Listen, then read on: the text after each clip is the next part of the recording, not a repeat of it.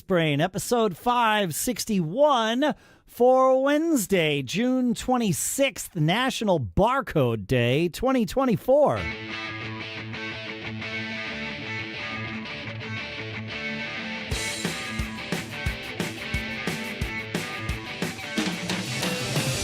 Greetings, folks, and welcome to Business Brain, the show where we take a few ideas, some that have been swimming around in our heads, some from yours.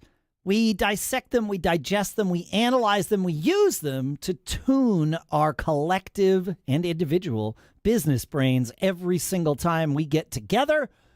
Fastmail.com/businessbrain is our sponsor, and that's also where you're going to go to try it out free for 30 days, and then you get 10% off your first year. We'll give more details about that a little later in the episode. For now, here in Durham, New Hampshire, I'm Dave Hamilton. And out here in the sunny west coast of California, I'm Shannon Jean. How are you, man? I'm good. We had crazy lightning storms. We actually had a tornado warning here, which is odd for New England. Yeah, that is odd. Yeah, yeah. The weather is crazy back there. I mean, I deal with the earthquake thing out here, right. But it doesn't really happen that often. It's kind of fun when they don't, kill anybody. But for the most part, it's not bad. Not bad. Yeah. Yeah. Yeah. We had tornado warnings when I lived like tornado warnings and then also tornadoes when I lived in Texas. Oh, yeah. In Austin. But yeah, here it's rare to see a tornado. Like when it came across, it was like, I'm sorry, what? Like, all right. I love maybe that we story. should pay attention to that. Yeah. When you first moved out there and your neighbor's like, so what generator do you have? And you're like, I don't know. We're kind of thinking about it, whatever. He's like, okay, you better, you better think about it. No, our power was off for about 7 hours last night. And our generator, now we have an automatic generator. Yeah. And it kicked right in. And, we cooked dinner. We did all the things. And it was like, man, are we spoiled? Talk about charmed life. The generator. That's right. Yeah. You have to. Yeah. Yep. That's good. That's good. Yep. Hey, so we have a very interesting topic today that I want to get into, but I want to talk about this.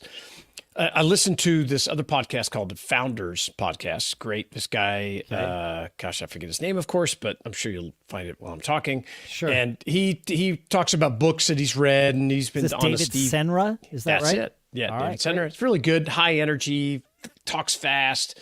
Yeah, that's him. And I really like it, especially when I'm driving. It really gets me to think about concepts. And he was doing a kind of a run on Steve Jobs' books lately. And one of the topics that he discussed that I really like is this concept of a simple stick that Steve used. That he used to like beat people with it. And it was, not figuratively, although maybe he would have liked to, but right. And it was just constantly beating down on their products to simplify, and not just their products, but their advertising, their every aspect of what they were doing was just to remove and just continually remove and take things out. And I thought about it, and it's like, it's pretty valuable. Just when you're thinking about like how the messaging you're giving to your customers and your product design, how your website works, just I maybe all entrepreneurs, we have a tendency to kind of want to do a lot of stuff. Maybe it's because our brains have a lot of stuff going on, and we can manage a wider bandwidth of stuff or whatever. But I like it. I recommend you listen to it. It's pretty cool. Great while you're driving. And, like one of the famous examples is when iMovie first came out. I'm sure you know the story, Dave. And they were showing it to Steve, and it had all this bells and whistles and software. It's going to do this, going to do that, and all this kind of stuff. And Steve got up and said, no, here it is. And he drew a square on the whiteboard and said, record, publish, and it's like, this is it. This is the software. And, it was just boiling it down to the most simple thing. So when someone looked at it, they could immediately think about, well, what's this going to do for me? How easy is it to use? And it really struck me. And I've been trying to think more and more about that on how I use that concept. All right, folks. You ever wonder how I managed to juggle work, personal life, and still find time to train my army of ninja cats? Well, It's all thanks to our sponsor, Fastmail. Yes, Fastmail is my secret weapon for a charmed email life. I've been using Fastmail for over 5 years now, and it's like having a personal assistant that doesn't steal my snacks. Here's why. Fastmail is an independent, employee-owned email provider that's been around for over 20 years. No ads, no creepy data sharing, just a premium inbox experience with features that actually value my time. And they'll do this for you too, of course. For as little as $5 a month, you get a private inbox with Fastmail. Got a partner? Great. Their duo plan has you covered. Need to manage the whole family's emails? The family plan handles up to 6 people. And for your business, Fastmail offers powerful admin controls too. With Fastmail, you can customize your workflow with colors, custom swipes, night mode, and more. They've got productivity features like scheduled send, snooze, and a super efficient search bar. Plus, you can now buy a domain directly through Fastmail, and they'll set it up for you. Fastmail's human support team is available 24/7, and if you're switching to Fastmail, it's a breeze. Just download your data and import it. They have all the tools for you to do this. No stress, no hassle. So if you want to make email work for you and maybe even find time to train your army of ninja cats, head over to fastmail.com/businessbrain. This is where you can make email better for you with Fastmail. Try Fastmail free for 30 days and get 10% off your first year at fastmail.com/businessbrain. And our thanks to Fastmail for sponsoring this episode. All right. So, hey Shannon, how you doing? I'm interested in this topic because I know you texted me. It might have been pretty late at night too. No, that was the other it would have one, been. but, No, yeah, it might have been late at night. A Slack message. Normally, Dave's on the East Coast, I'm on the West Coast. So when I get pinged from Slack at 1 a.m. or whatever it is from Dave, I'm like, oh, this is going to be good. What's up?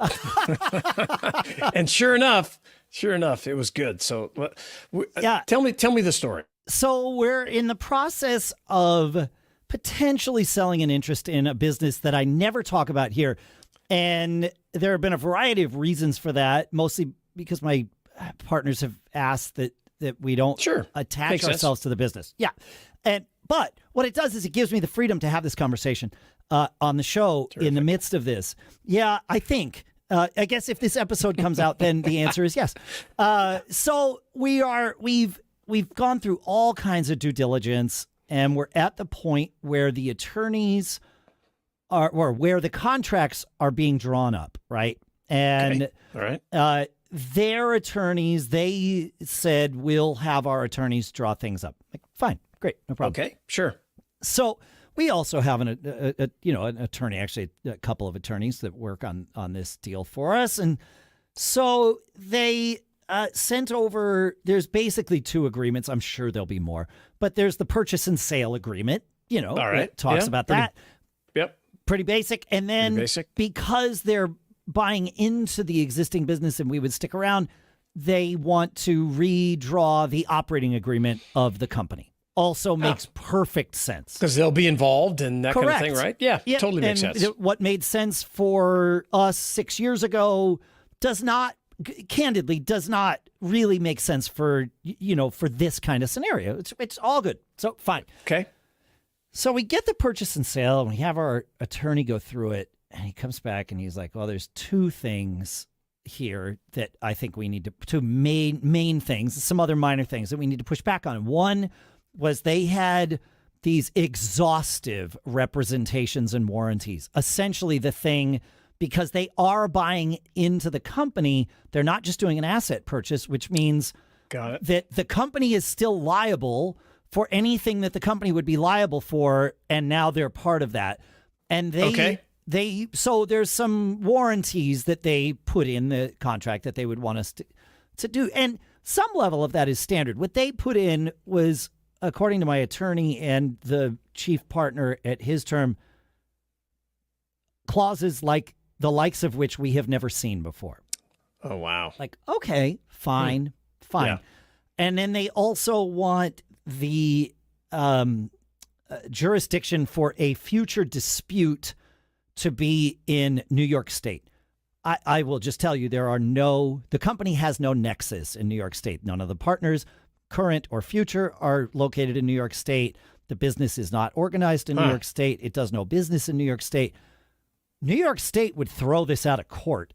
And anybody that knows anything about the way U.S. law works knows that. Like, they would not allow us. They would do everything they could to not let us. There's no reason to have, Correct. Yeah. And states don't want other states' problems, chewing up their resources. Right. Yeah, makes sense. Yep. Well, so we pushed back on both of these things. And the way we pushed back was by rewriting the representations and warranties to be something far closer to reasonable, right? Okay, sure. As I explained it when I was talking to the CEO sort of after this, or during the story you're about to hear, I said it was as though we both know that something is worth $50. They proposed a $1 value on it. Instead of coming back and proposing a $100 value from our side, we proposed something more like 55. Like, okay, sure. Something more akin to what it would be, but, we left a little bit in our favor-ish. Like one would, and we figured they would have a tweak of it. A little pushback, and correct, yeah.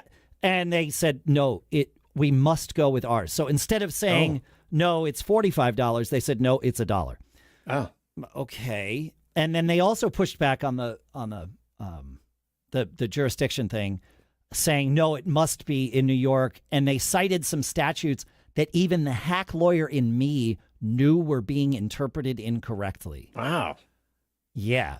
And so at this point now, I'm frustrated because we've been we're going to work with these people. They're literally going to be our partners.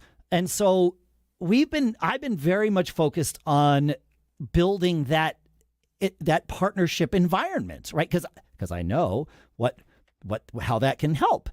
And now getting this from their lawyers, I was like, all right, I need, and I did. This was like on a Wednesday. I sent out an email to everybody, already having cleared the time frame with our attorneys and all of the principals on my side. And I said, we need all the stakeholders, and we have a deadline coming up that is imposed by none of us. It's a state thing that's happening for one of the partners where it would be best if the deal were closed relatively soon. All right. Okay, fine.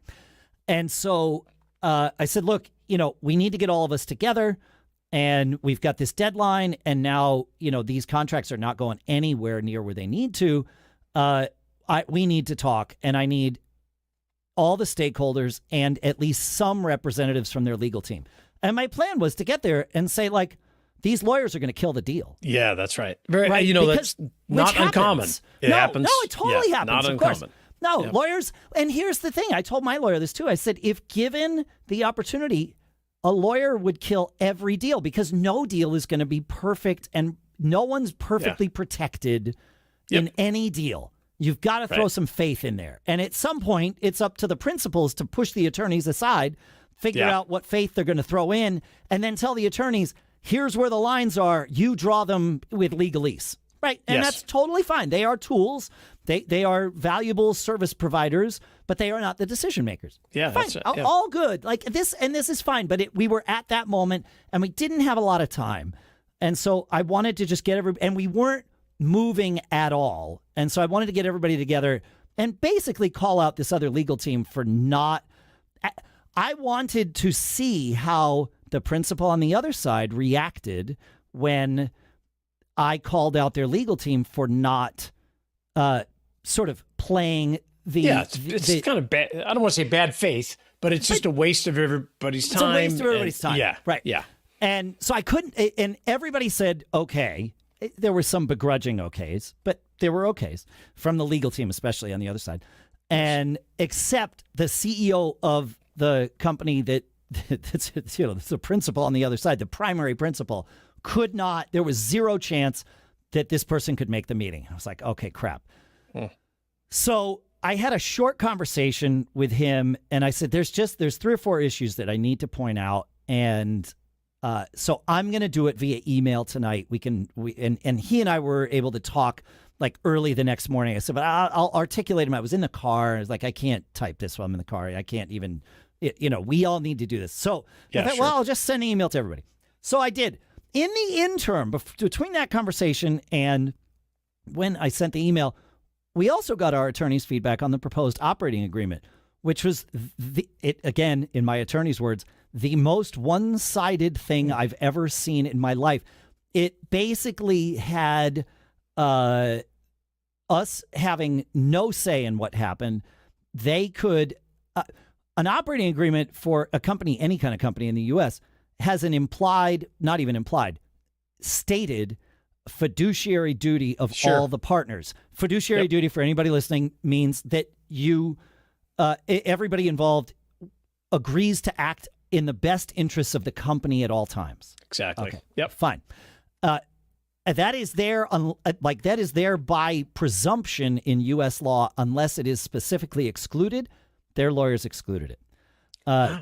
They said they could issue new shares at any point in time, essentially diluting our remaining interest, and that they could fold up the company at any time they wanted. And That's we had ridiculous. right. So it was like, Just ridiculous. Now I was already frustrated by what was going on with the purchase and sale. Now I was pissed. I'm like, okay, this is ridiculous. So I put together an email and I started by saying, hey, I would prefer to do this face-to-face because, or at least on a, phone call or Zoom call interactively, because when I lodge complaints, I like to, I don't like to just lob bombs and walk it's hard away. There's no nuance. There's no email. nuance. Yeah. Right. Yeah. I'd rather do this in person. The timing says that we can't. And so here I am having, I'll lay it all here. And I started, so the fundamental problem, which I will articulate, is that the attorneys from such and such a firm have been putting together very one-sided agreements and are not willing to budge at all. And then I articulated all the things that I just said for you. And I think at one point I said, I was pissed that I paid my attorney to review this. Yeah. I can only imagine how pissed the other people are that they paid their attorneys to draft this. Right. And I said, knowing that it was going to be completely unacceptable. Nobody's going to take this. And and I said, and I don't know why such and such a firm is even bothering to present this kind of crap. That's as far as I went with any sort of colorful language, let's say. Like I didn't go any farther with that. I wanted to, but I left it out. I figured we'll just fine. And so I said, I'm looking forward. And what I said, and this was to me the money phrase, although I'm not sure it landed, is we need to stop negotiating and start collaborating. I like that. Otherwise, That hit me this good. deal's I not got going it. to go anywhere. Yeah. Nailed it. I thought. Nailed it. Yeah. So that's the part you know. The part you don't know is I had a conversation the next day with the CEO on the other side. He said, well, I understand how you feel. He's like, I like to let the attorneys kind of just do their jobs and stay out of it until they hit a roadblock, and then you and I can step in and decide how to address the roadblock. And Expensive. I was like, okay, but he's like, what? You don't want to spend the money? It's going to be like 10 hours. And I'm like, oh, okay. Dude. Let's say it's going to be 10 hours. You put that on the table. I'm willing to pay for 10 hours of my attorney's time, whatever. Okay. That's $3,500 if they're $350 an hour or something like that. I'm sure that's what they are. Yeah. And so I was like, okay. I'm like, yeah, well, I'll do 10 hours of this. Like you asked, I'll play along. Sure. I said, but did you read the operating agreement? Is that what you want? And he's like, well, I read it, but I don't quite understand it. And then he started asking me, like, how do you know that, like, the New York State thing won't work out? I'm like, well, I'm a pretty good hack lawyer. And also, my lawyer told me it won't. So that's how I know. Yeah. I don't know what to tell you. Your guys are incompetent. Like, I didn't use that word, but there was certainly an implication there that Dave, the hack lawyer, is better than, and, but that was it. He was like, please work with my attorneys. Great. So I said, I called my attorneys and I said, let's fine. Like, here's the thing. Okay. I told them the 10 hours thing. Their eyebrows raised higher than mine did. I'm like, I know. do this. Let me know when we hit 10 hours because I have the second volley to fire when we do. I said, but that's crazy. But like, go there. And they're like, okay, they want to meet with us later today. So they met with him. And there were 2 of my attorneys on the call and 2 of their attorneys on the call. And one of their attorneys was very much he wanted to be a deal maker. Okay. Yeah. Okay. And this was an interesting thing because my attorneys told us, they said, we understand that attorneys can kill deals. We also don't want that reputation because we won't get more business if we get too much of that reputation. He's like, certainly deals die. He's like, but we like to be deal makers, not deal breakers. And I was like, oh, what a good phrase. I like that. Yes. Great. Yeah. Right. Yep. And so one of the guys on the other end was the deal maker saying, please, would you send along your things, but don't just send them as you did via email, like redline the agreement. That makes it easier for me to show my client what is going on. And my attorney was like, that seems like a waste of time. He's like, I know, but please try it my way. Fine, we'll try it your way. The other guy on the call was super egotistical and pissed. I got under his skin. No, I think it was, what did my attorney say? I probably shouldn't say this, but I will. He said it was as though we insulted his manhood, or as though I insulted his manhood. He was like, it's totally unprofessional for that guy to email us. And my attorney was like, clients talk all the time, especially when they're about to be business partners. Yeah, like, exactly. This is super normal, buddy. You're just butthurt that this guy got your goat, I guess.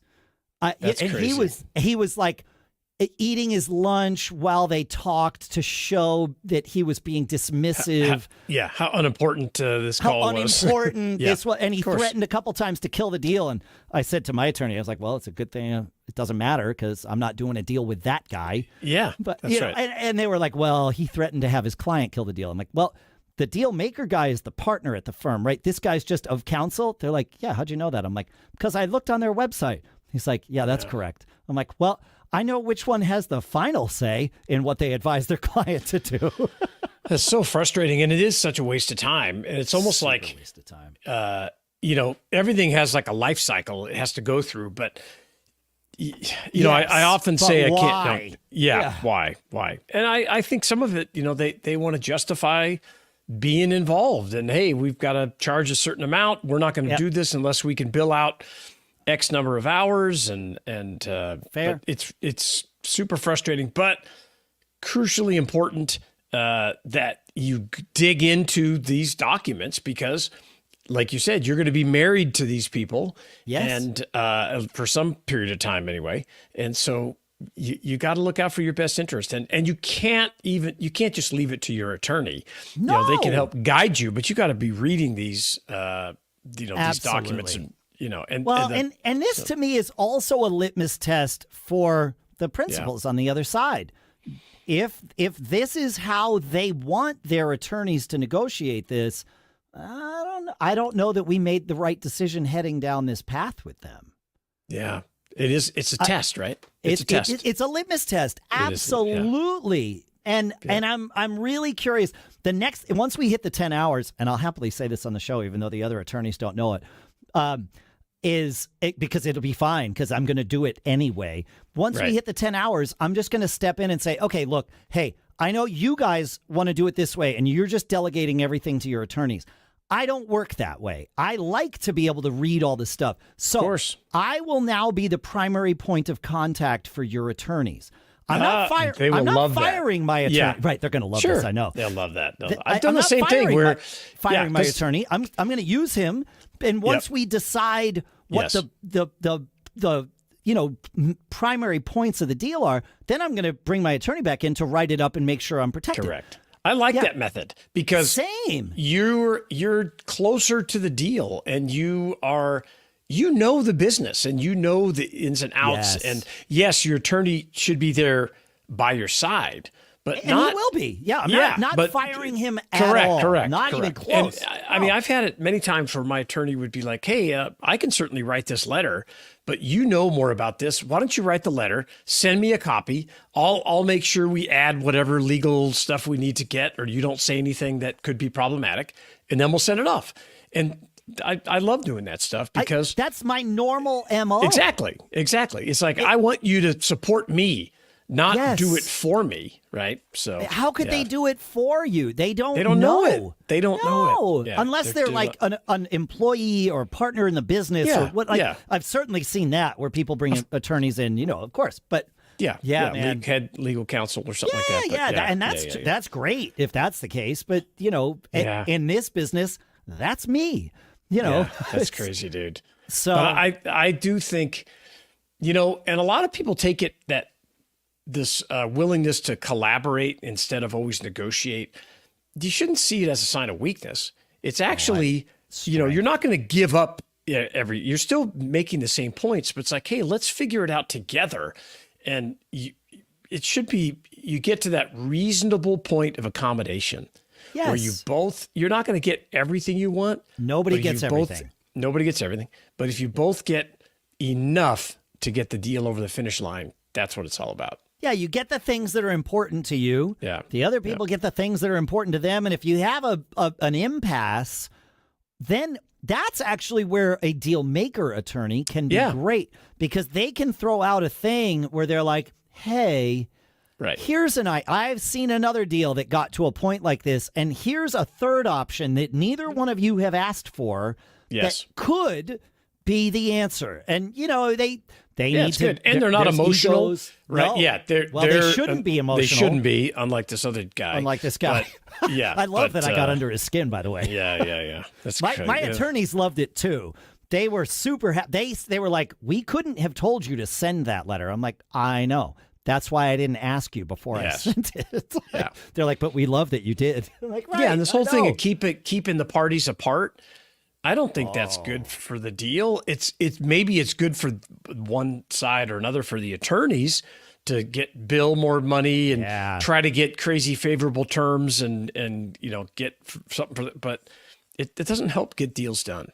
And I wonder, for the months that we've been going through due diligence, we've been very collaborative on our side, and same. It seemed the same from the other side, and I wonder if that was misinterpreted as being not willing to hold our ground. Yeah, maybe. I think it often is, in the sense that, we're pretty friendly. Like I used to say, hey, don't mistake my, friendliness for weakness, right? I want to be, easy to work with, but we're just not going to roll over and take whatever deal comes along. I'm not going to take a bad deal. No, it's not. It's not even about the money. Well, I mean, it is, but you're especially in the point where it's one thing if you're selling and just walking away, but if you're going to work with these people, it's crucial that you work with these people. And I even told a week and a half ago, I told the CEO of the other side, I was like, okay, let's pretend the deal is done. Yeah. Like, we started a Zoom call, and I'm like, let's pretend the deal is done. Congratulations. It's all good. Okay, it's behind us. Now, I want to talk about the first month and then the first 6 months of what we're going to do together. And we did have that conversation, and it went well. That's awesome. Yeah. And it was like, sign. Okay. But I needed that to see, what's this going to be like? But then, in parallel to that, we've got this hard-nosed thing going on. I'm curious to see but what I do know is that the other attorneys were yelled at by their client. Now, he never told me that. Yeah. Nor should he have, right? But right. Sure. It was clear they were chastised for putting everybody in this position, which is good. Maybe. It's a good, that to me was the best sign that we might be able to still work with the folks on the other, and sometimes it's also their client may not have communicated what they wanted. That's right. And he truly may have delegated. Yeah. And I've been on the other side of the table with attorneys like this before where, they're just, pedal to the metal, super aggressive. And then you talk to the other party, you're like, hey, is this what you wanted? I mean, because, we're not going to achieve much with this. And they go, oh, no, I didn't tell them to do that, and maybe do a reset. So hopefully you're on the right track. Yeah. Well, hopefully you're on the right track. Keep us posted. Several days of radio silence. So that's part of the negotiation. I know. I get that. But Yeah, that's cool. Well, keep us posted. Come back and share with us. And if I'll let you know have, if the deal happens or not. Yeah. I assumed when I sent that email off the other night that I was blowing up the deal. And my partners knew it too. Like, this wasn't just me flying off the handle solo. Yeah, because you can't do the deal under those terms. Correct. That's it. Yeah. Correct. We're not desperate by any stretch. Correct. Yeah, right on. Well, thanks for sharing that. Yeah. Hopefully it doesn't get me in trouble. I think we can publish this, though. I feel all right about it. Great. Folks, Yeah, let us know what you think. Feedback at businessbrain.show. Make sure to check out fastmail.com/businessbrain. And keep living that charmed life, huh? We'll see you on Friday.